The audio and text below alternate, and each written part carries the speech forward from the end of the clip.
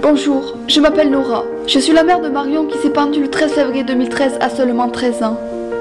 Depuis le suicide de notre fille, mon mari et moi essayons de trouver des réponses cohérentes à son suicide. Mon mari a un peu baissé les bras en me disant qu'avoir des réponses ne ramènera pas Marion. Mais moi, jamais je ne baisserai les bras. Depuis son suicide, je fais tout pour plus qu'aucun jeune subisse du harcèlement, pour que la loi du silence soit brisée. On a d'abord cru que Marion s'était suicidée à cause d'une rupture qu'elle sortait avec quelqu'un. Mais le lendemain, on a entendu aux infos qu'elle avait laissé une lettre. Une lettre que la police nous avait omis de préciser. Les infos disaient qu'elle subissait des primates de la part des élèves. Choqués par ce qu'on venait d'entendre, on s'est précipité au commissariat et un policier nous a donné la lettre de Marion. Je vais vous en faire part d'une partie. Si vous recevez cette lettre, c'est que je ne suis plus de ce monde. Vous êtes allé beaucoup trop loin dans cette histoire. Faux cul, sans amis, on va te niquer à ton retour. Bolos, sale pute, connasse. Ok, je n'ai pas réussi à dire tout ce que j'avais sur le cœur. Mais maintenant, je le fais. Même si mon corps ne va plus. Adieu. Marion qui n'est plus de ce monde.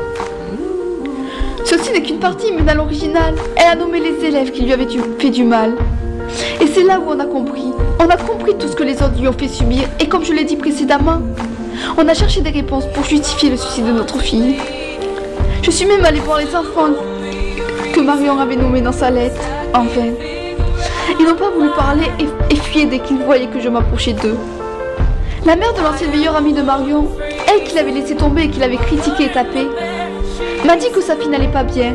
Et moi je lui ai répondu, vous avez de la chance, la mienne est morte. Le compte dans tout ça, c'est que ni enseignant ni élève est allé à l'enterrement de Marion. Le collège nous a complètement fermé la porte et n'ont plus donné aucun signe de vie. J'ai porté plainte à la gendarmerie contre le collège qui m'a soi-disant pas vu que notre fille se faisait harceler et souffrait. Aujourd'hui, on attend toujours la réponse du procès. J'ai fait un film et un livre, Marion, 13 ans pour toujours, en espérant que les gens sont un peu plus au courant du harcèlement scolaire et de ses conséquences. Repose en paix, Marion. J'espère juste que tu es mieux là-haut qu'ici-bas.